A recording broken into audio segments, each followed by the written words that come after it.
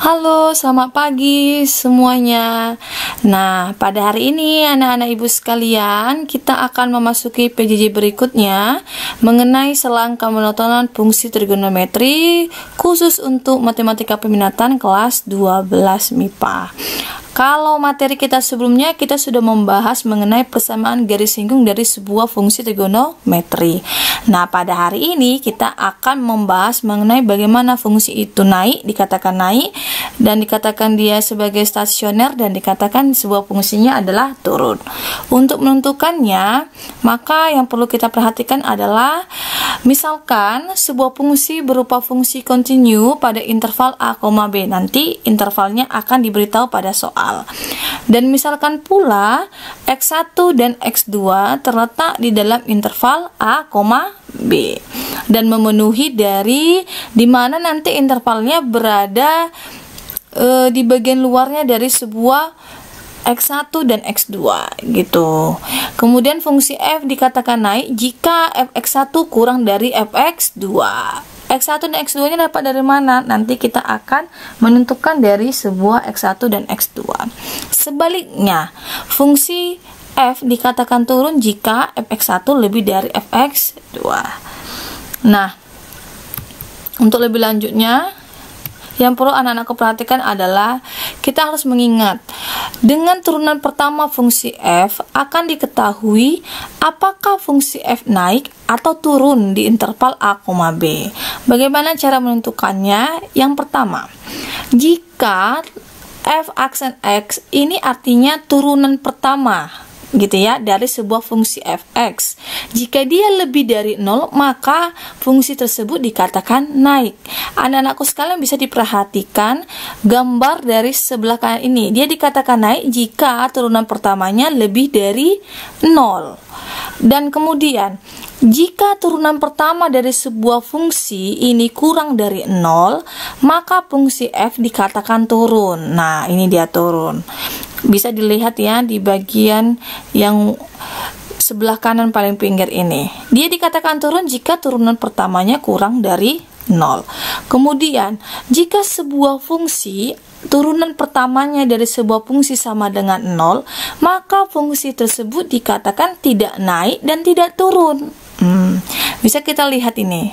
Dia akan disebut dengan apa? Konstanta. Konstan dia. Artinya apa? Jadi pada titik tersebut dia dikatakan sebagai titik stasioner, merupakan fungsi tidak naik dan tidak turun. Artinya dia konstan dan dia adalah tetap, tidak naik dan tidak turun gitu.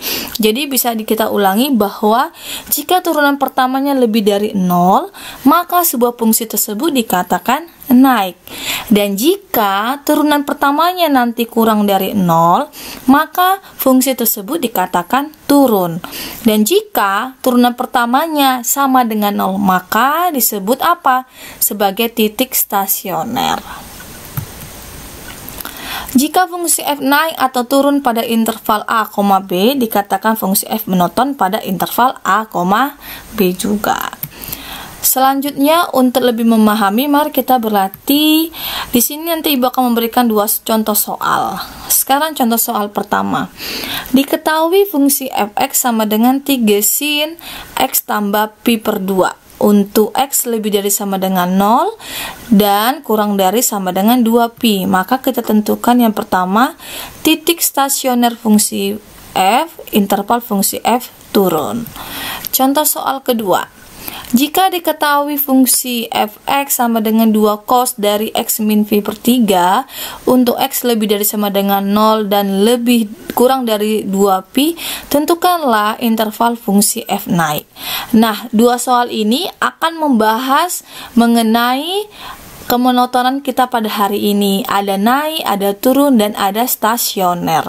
Sebelumnya kemungkinan besar ini dasarnya adalah kalian di kelas 11 MIPA. Kelas 11 MIPA pasti kalian sudah membahas mengenai bagaimana titik itu stasioner, itu turun dan naik. Nah, sekarang kita hanya aplikasinya saja ke dalam bentuk trigonometri. Oke, kita bahas satu persatu. Nah, pembahasan di contoh soal pertama.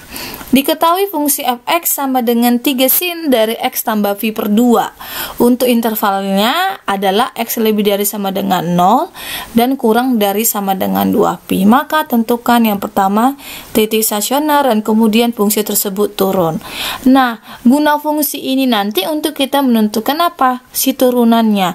Dan intervalnya ini untuk apa? Nanti batasannya x-nya hanya berlaku di antara 0 sampai 2pi. Selain itu maka dia tidak memenuhi, dan interval ini harus kalian ingat terlebih dahulu. Gitu ya. Ini karena kaitannya sangat besar. Sekarang kita bahas satu persatu. Untuk titik stasioner fungsi f. Nah, cara yang pertama apa? Kita tulis lagi kembali. Diketahui fungsi f(x)-nya sama dengan 3 sin dari x tambah pi per 2.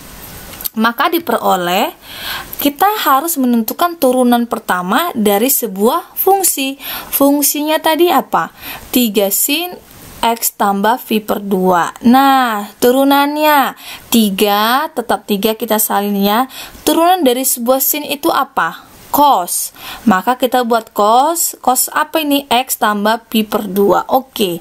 Sekarang turunan dari dalamnya ini yang mengandung variabel x. X ini 1x. Kalau 1x itu turunannya berapa? 1. Maka pi per 2 apa? Akan 0. Kalau 1 tidak harus kita tulis, maka kalau dikali 1 tetap bilangan itu sendiri. Maka jawabannya apa? 3 cos x tambah pi per 2. Ibu ulangi, 3-nya kita turunkan, kemudian turunan dari sin siapa? Iya, cos. Maka kita salin semuanya. Cos x tambah pi per 2. Sekarang kita turunkan dari dalamnya ini. Dalamnya ini kita turunkan x. Turun dari x apa? 1. Berarti nanti dikali 1 ditambah pi per 2. Pi per 2 ini berapa? Tidak ada variabel x-nya, maka turunannya sama dengan 0.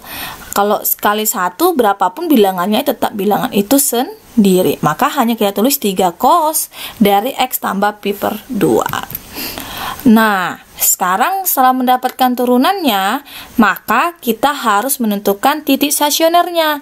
Apa tadi rumus titik stasionernya? Bahwa turunan pertamanya itu apa? Sama dengan 0. Turunan pertamanya sama dengan 0.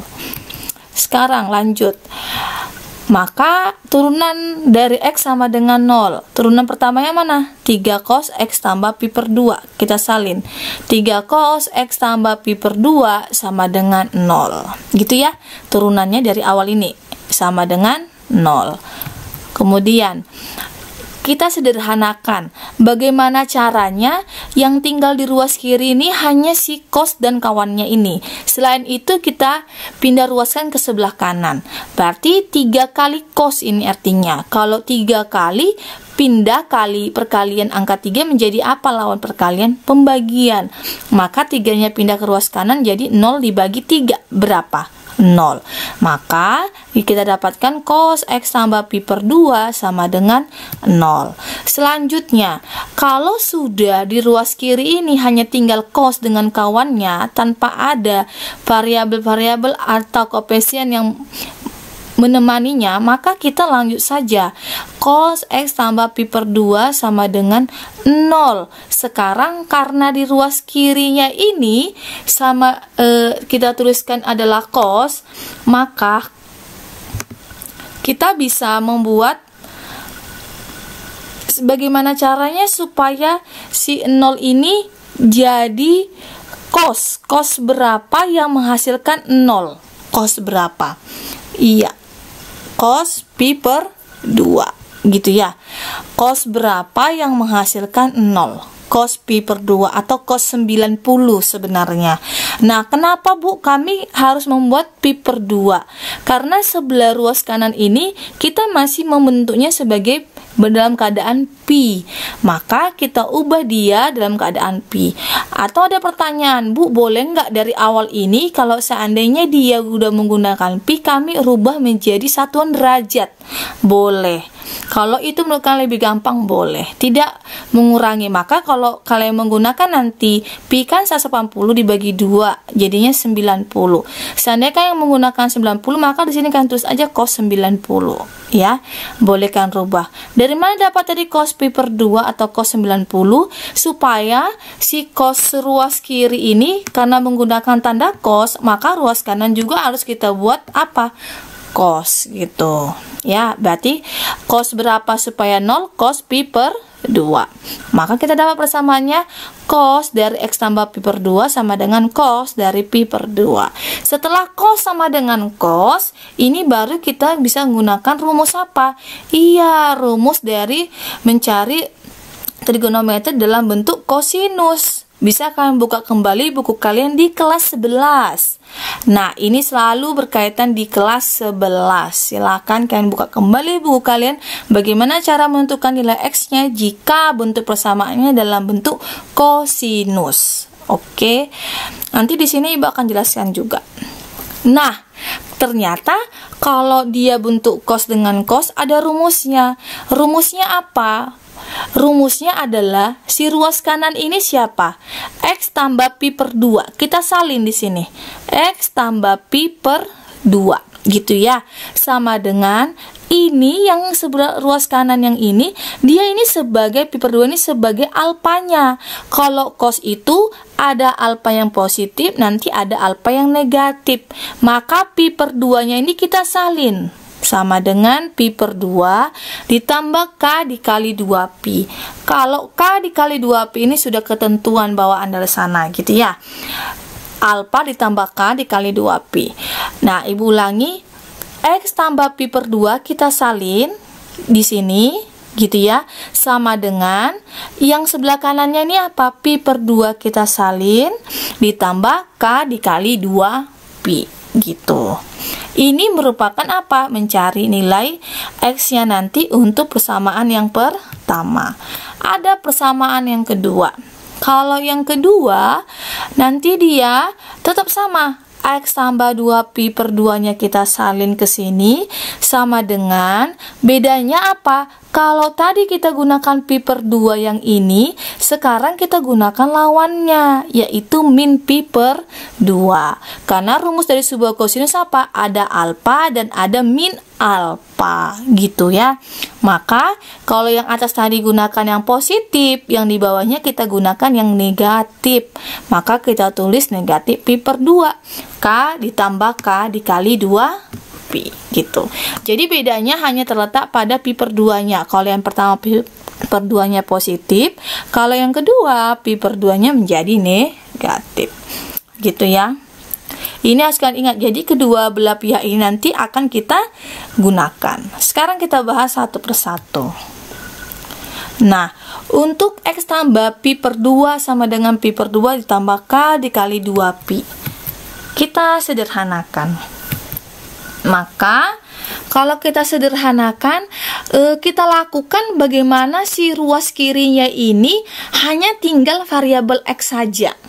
Jadi selain dari variabel x, kita pindah ruaskan ke sebelah kanan, gitu ya. Kita pindah ruaskan ke sebelah kanan. Kalau yang awal yang ruas sebelah kiri ini plus pi per 2, maka lawannya apa? Negatif pi per 2, gitu ya. Maka kita dapat apa? Pi per 2 dikurang pi per 2 apa? Habis. Karena nanti dia berubah jadi negatif gitu. Maka tinggalnya apa? X sama dengan K dikali 2pi. Jadi Ibu ulangi lagi, lakukanlah yang ruas kiri ini hanya tinggal variabel X. Selain variabel X, maka pindahkan ke ruas kanan. Sehingga kita peroleh tadi apa? X sama dengan K dikali 2pi. Diperoleh untuk, iya. Sekarang kita ubah kembali, kita uji titiknya ketika K-nya ini bolehkan ujinya negatif, 0 dan positif gitu. Kita uji, terkadang K-nya itu boleh negatif semua. Boleh 0, boleh positif. Sekarang kita lihat. Sekarang kita uji untuk dia negatif. K sama dengan negatif 1. K ini bebas, angkanya bebas. sekarang kita gunakan dari angka yang paling terkecil terlebih dahulu. K sama dengan negatif 1. Maka X sama dengan, dari persamaan ini kalian ganti K-nya jadi negatif 1. Berarti apa? Negatif 1 dikali 2pi sama dengan berapa?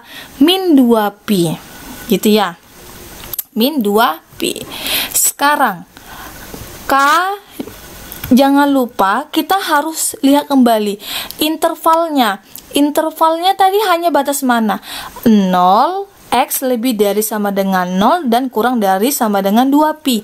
Apakah negatif 2pi ini memenuhi dari interval? Dia negatif. Apakah memenuhi? Iya, tidak memenuhi. Kenapa? Karena di sini hanya bagian positif saja, ya kan? Nah, ternyata sih ketika K-nya untuk negatif 1 dia tidak memenuhi. Maka min 2pi tidak memenuhi. Sekarang kita coba lagi untuk K sama dengan 0. Maka K sama dengan 0 ini kita akan menguji kembali. Kita ganti titik K ini adalah 0. Berarti 0 dikali 2pi. Berapa 0 kali 2pi? 0. Apakah 0 memenuhi interval? Iya, kenapa? Karena masih gunakan tanda sama dengan. Kemudian K sama dengan 1, maka X sama dengan, kita ganti K-nya ini 1 dikali 2pi, berapa? 2v. Apakah ini sudah memenuhi interval? Sudah. Maka 0 dengan 2v yang memenuhi untuk persamaan pertama. Kalau ada pertanyaan, Bu, kenapa Ibu nggak nguji K sama dengan 2? Boleh kan uji, tapi kita lihat saja. Sedangkan K sama dengan 1, dia sudah 2v dan ini merupakan batas terakhir. Maka otomatis ketika K sama dengan 2, dia akan melebihi dari sebuah interval. Nah, karena melebihi, maka tidak perlu kita uji. Sekarang untuk K sama dengan negatif 2, Bu, kenapa nggak diuji? Karena untuk negatif 1 saja sudah tidak memenuhi. Maka otomatis di K negatif 2 pasti juga tidak memenuhi. Nah, ada kalanya nanti untuk K sama dengan negatif 2 dia memenuhi. Ketika kan uji di K sama dengan 0 dia apa? Iya, tidak memenuhi. Ketika K sama dengan 0 bisa jadi ketika K sama dengan negatif 2 nanti dia akan memenuhi. Nah, itu bisa anak-anakku sekalian diuji gitu nak ya. Nah, ingat bahwa K itu bebas. Kemudian cobalah dari min 1, 0 dan 1 saja terlebih dahulu gitu. Kemudian kita itu tadi kan merupakan persamaan yang pertama. Sekarang bagaimana ketika dia negatif alfanya atau negatif dari pi per 2? Tadi kalau pi per 2 nya itu positif. Sekarang bagaimana jika ini pi per 2 nya adalah negatif? Caranya sama saja. Sekarang, bagaimana caranya supaya yang ruas sebelah kiri ini hanya tinggal variabel X? Maka selain dari variabel X, kita pindah ruaskan ke sebelah kanan. Nah, sekarang ini pi tambah plus pi per 2. Maka kalau pindah ruas kanan, maka dia akan menjadi apa? Negatif pi per 2. Sekarang negatif pi per 2 dikurang negatif pi per 2. Jadinya apa? Iya, sama dengan negatif pi. Pertanyaan, Bu, kenapa ini nggak dicoret? Ya nggak boleh ya kan? Karena ini negatif pi per 2, nanti ini pindah ruas jadi negatif pi per 2. Maka jawabannya jadinya apa? Kalau kita sederhanakan, iya, negatif pi ditambah K dikali 2pi, sehingga kita peroleh, jangan lupa kita uji titiknya. Sekarang kita uji, coba kita uji ketika titiknya K sama dengan min 1. Kita salin, ini min pi ditambah K, K-nya kita ganti jadi min 1 dikali 2pi. Kira-kira mana yang kita sederhanakan dulu, penjumlahan atau perkalian? Iya, kita kerjakan yang perkalian terlebih dahulu. Min pi, min 1 dikali 2pi berapa? Min 2pi. Min pi dikurang 2pi sama dengan min 3pi. Apakah min 3pi terletak dalam interval ini? Tidak. Maka dia tidak memenuhi. Sekarang selanjutnya, K sama dengan 0. Coba kita buat K sama dengan 0. Kalau K sama dengan 0, maka iya, Sama, kita uji 0 dikali 2V sama dengan apa? Min V. 0 kali 2V apa? 0 sama dengan min V. Maka min V, apakah min V ini termasuk dalam interval ini? Tidak juga, berarti tidak memenuhi. Kemudian yang bagian berikutnya, ketika K sama dengan 1, maka kita ganti K-nya bernilai angka 1. Min V ditambah 1 kali 2P. 1 kali 2P berapa? 2P. 2P kurang P sama dengan berapa? V. Apakah V termasuk dalam interval ini? Iya, gitu ya. Kemudian K sama dengan 2. Karena dia masuk, maka kita coba dulu. V kan masih jauh jaraknya terhadap 2V. Sekarang kita uji K-nya sama dengan 2. Maka X sama dengan apa? Iya, min V ditambah 2 kali 2 berapa? 4V dikurang V sama dengan 3V. Apakah 3V memenuhi interval tersebut? Tidak. Ini makanya di sini Ibu katakan tadi, hati-hati, kalian coba lagi karena V terlalu jauh Bu terhadap 2V. Jadi kami uji lagi K-nya sama dengan 2 boleh. Maka kita dapat apa? Tidak memenuhi, maka cukup batas itu. Maka kita peroleh apa? Titik stasioner yang memenuhi di saat kapan? Saat X-nya sama dengan 0, X-nya sama dengan 2Pi, dan X-nya sama dengan V. Dari kedua belah pihak inilah kita bisa menentukannya 0, 2V, dan V. Nah, makanya diperolehlah titik stasioner X sama dengan 0, X sama dengan V, dan X sama dengan 2V gitu.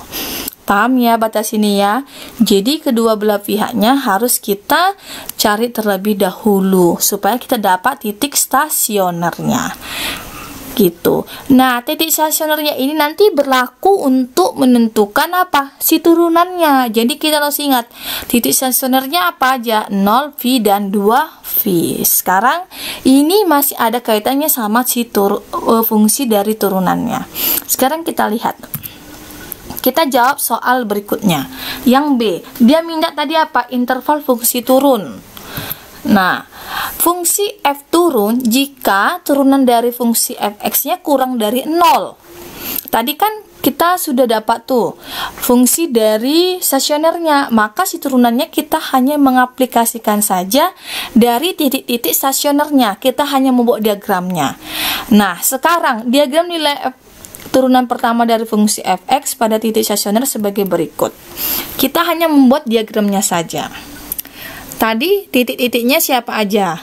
Iya, 0, V, dan 2V. Pertama sekali adalah kalian harus membuat dulu intervalnya kan 0 sampai 2V.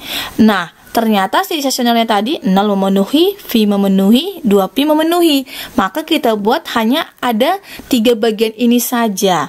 Nah, 3 bagian ini saja kita harus menentukan yang mana dia kurang dari 0 atau negatif dan mana daerah yang positif.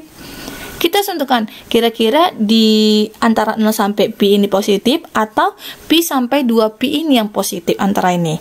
Nah, cara mengujinya apa? Ingat nak ya, 0P, 2P ini berdasarkan apa tadi? 0 sama 2P intervalnya, kemudian V ini merupakan apa? Titiknya stasioner tadi. Semua titik stasionernya harus kita buat di dalam interval ini. Nah, kita harus menguji titik. Kita akan menguji titik ke dalam turunan fungsi fx. Kita harus ingat kembali, turunan fungsinya tadi siapa? Oh, turunan fungsinya tadi 3 cos X tambah V per 2. Gitu kan? Maka untuk X sama dengan, nah sekarang cara mengujinya, Bu, bagaimana kami cara mendapatkan X sama dengan Pi per 2? Ujilah kira-kira titik di antara 0 sampai Pi ini ada titik berapa? Iya, Pi per 2. Atau caranya gini, Pi dikurangi 0 dibagi 2 gitu caranya. Pi dikurangi 0, Pi dibagi 2 berapa? Pi per 2 gitu ya. Cara menentukan di tengah titik berapa misalnya, ya gunakan aja Pi per 2. Atau kalian rubah Pi dulu sama 2Pi dalam keadaan derajat juga boleh gitu ya. Sekarang maka Pi aksen dari kita substitusikan ke dalam persamaannya ini, si turunannya nih. Turunannya kita gunakan ya, bukan fungsi fx-nya, tetapi turunannya. Maka kita ganti x-nya jadi pi per 2. Disama dengan 3 cos pi per 2. Ini ada x, x-nya kita ganti pi per 2, ditambah pi per 2. Pi per 2 tambah pi per 2 berapa? Ya, atau sama dengan V ya. V itu sama dengan berapa? 180. Maka 3 cos dari 180 berapa? Iya, cos 180 ini kan min 1. Min 1 dikali 3 berapa? Min 3. Oh, min 3. Gitu kan? Min 3. Kemudian berarti daerah antara 0 sampai pi ini adalah hasilnya negatif gitu.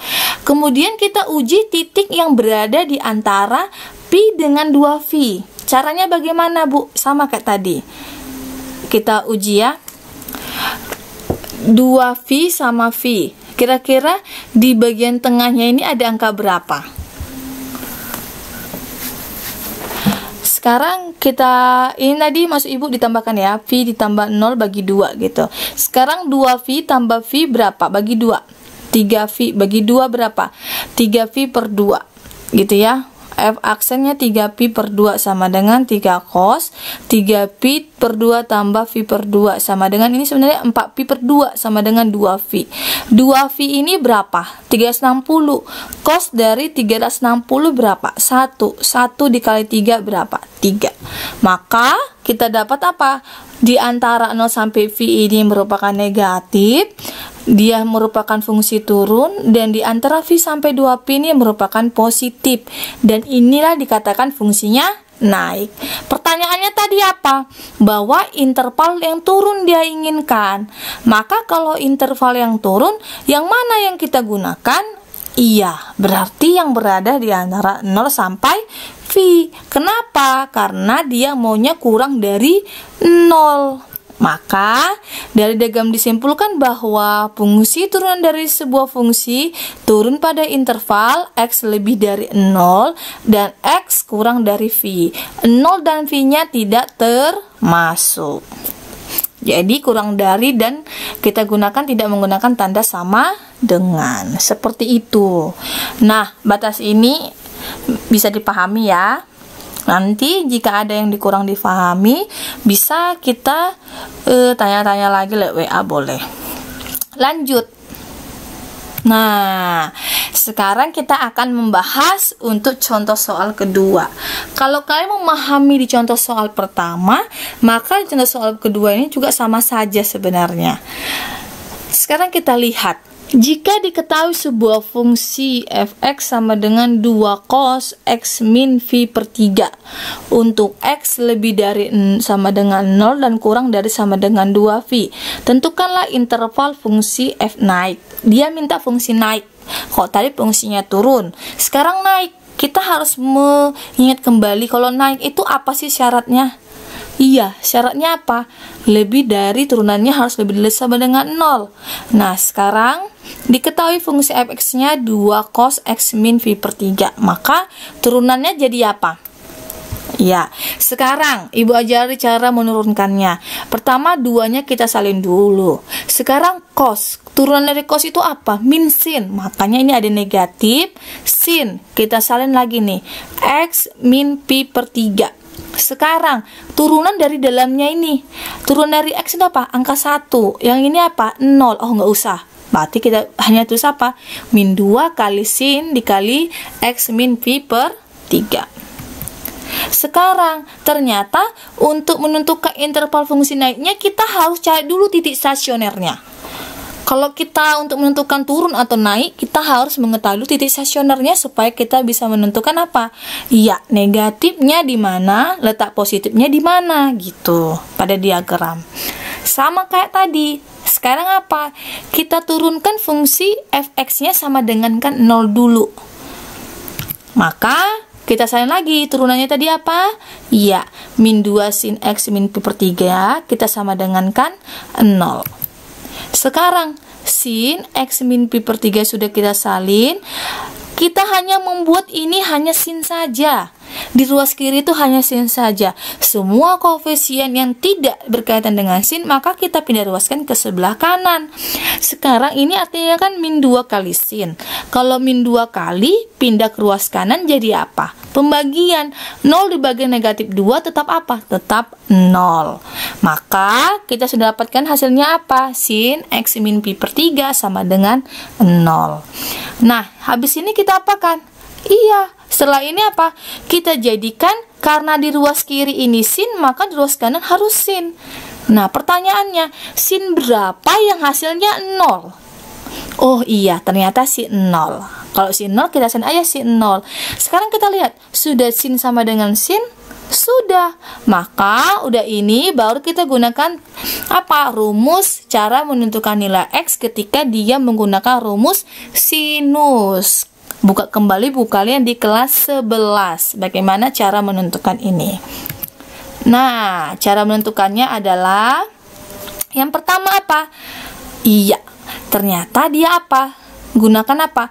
X min pi per 3. Sama kayak tadi, yang ruas kiri ini siapa? Iya, kita salin.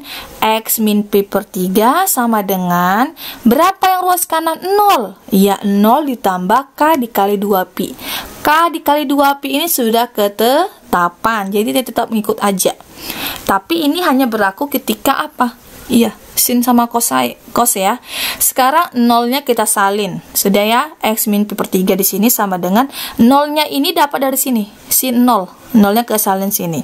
Tambah K dikali 2pi gitu.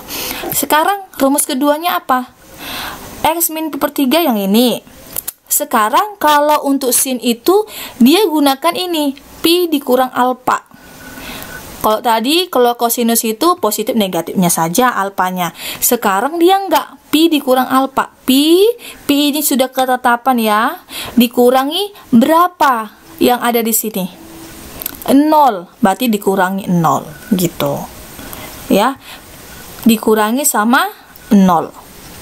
Dia hanya salin sini. Kalau 30 misalnya, ini berarti pi dikurang 30. Kalau ini 0 berarti pi dikurangi 0. Ditambah K dikali 2pi. K dikali 2pi ini adalah apa? Sudah ketetapan.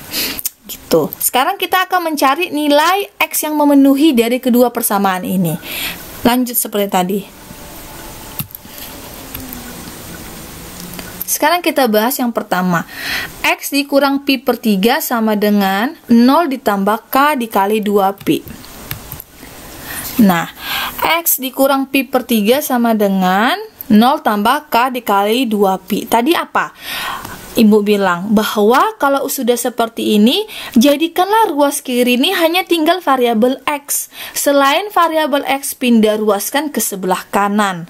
Berarti yang pindah siapa? Min pi per 3. Berarti kalau pindah ruas jadi apa? Pi per 3. Berarti kita dapat apa? 0 ditambah pi per 3. Berapa? Tetap pi per 3 ditambah K dikali 2pi.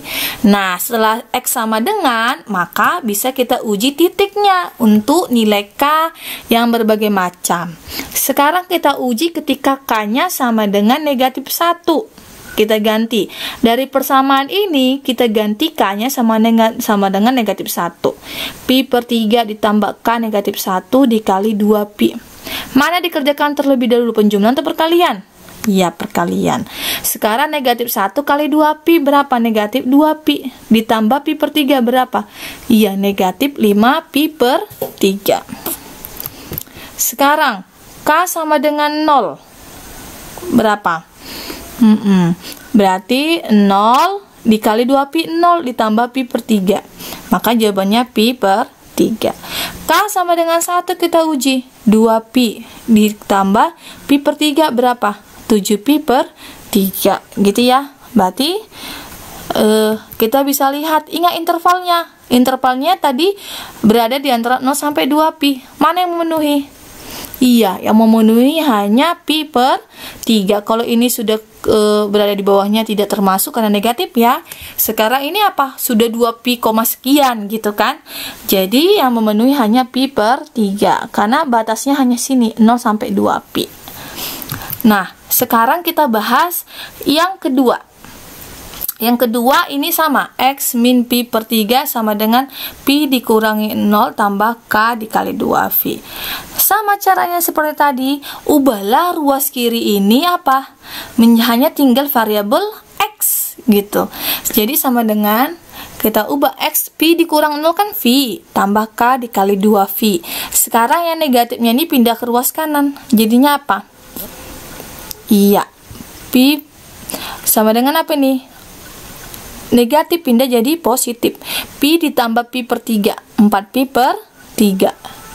K dikali 2Pi. Maka diperoleh apa? Kita masukkan nilai K-nya. Bisa jadi negatif 1. Setelah kalian uji nanti sini K-nya, maka ternyata K sama dengan negatif 1 itu tidak memenuhi. Dan ternyata apa? Kalian uji lagi K-nya sama dengan 0. Ternyata K sama dengan 0 itu jawabannya adalah 4Pi per 3. Jawabannya adalah 4Pi per 3. Apakah 4Pi per 3 masih berada di interval ini? Iya, maka K sama dengan 0-nya memenuhi. Boleh juga kalian uji nanti K sama dengan 1. Ternyata K sama dengan 1 nanti tidak memenuhi ya. Boleh kalian uji, maka diperoleh yang stasionernya apa yang hanya berlaku? Ada Pi per 3 dan 4Pi per 3. Nah, ini kalian gunakan untuk menentukan titiknya nanti. Sekarang ingat ya. Ingat bahwa titiknya apa? Berada di antara lebih dari 0 dan kurang dari 2V. Sekarang interval fungsi naiknya sama, kita akan membuat sebuah diagram. Sekarang kita buat diagramnya. Berarti batasannya nanti apa? Iya, ada 0, Pi per 3, 4Pi per 3, dan 2V. Nah, sekarang kita uji titik. Kita akan menguji titik ke dalam turunan fungsi. Sama, kita uji keturunannya. Sekarang di antara ini ada siapa? Ada Pi per 6. Sekarang kita masukkan, kita ganti X-nya Pi per 6 ya, atau 30 boleh. Maka jawabannya nanti apa? Setengah. Kalau setengah bagaimana? Iya, positif. Sekarang kita uji lagi yang ini. Di sini ada siapa? Iya, Pi per 2. Jawabannya apa? Negatif setengah. Maka jawabannya berapa? Berarti sini negatif nanti ya. Maka yang di sini siapa nih? Iya ya. Ini seharusnya nanti kalian gunakan ini 2V ditambah 4V per 3 ya. Ini seharusnya apa? 5V per 3. Nanti kalian gunakan ini 5Pi per 3 ya, bukan Pi per 3. Nanti jawabannya juga tetap positif. Nanti kita gunakan 5Pi per 3. Maka positif, negatif, dan positif. Ini fungsinya naik, yang ini turun, yang kiri positif. Maka dari diagram tersebut disimpulkan bahwa dia mintanya siapa? Naik. Kalau naik berarti kita gunakan siapa? Iya, X-nya berada di antara 0 dan Pi per 3, dan X-nya berada di antara mana? 4Pi per 3 dengan 2V gitu. Nah, itu cara-caranya. Karena ada dua yang positif, maka kita salin kedua-duanya gitu ya nak ya. Oke, sekarang untuk melihat seberapa persen kemampuan kalian dalam memahami pembelajaran kita kali ini, silakan anak-anakku sekalian dikerjakan soal latihannya. Berikut ada soalnya. Diketahui fungsi fx sama dengan Pi per 2 sin dari 2V tambah V untuk interval berada di antara 0 sampai 2Pi, maka kita tentukan apa? Yang pertama, interval fungsinya naik, dan kemudian intervalnya fungsinya turun. Boleh kalian ulang kembali video ibu sebelumnya jika ada yang kurang dipahami. Nah, kemudian terima kasih. Jika ada pertanyaan silakan hubungi, boleh via email atau via WA, atau kita menggunakan via Google Classroom. Oke anak-anakku, see you, sampai jumpa di pertemuan berikutnya. Tetap semangat dan jaga kesehatan. Ingat bahwa prestasimu sangat dinanti-nantikan oleh kedua orang tuamu di rumah. Oke anak-anakku, see you dan Tuhan memberkati.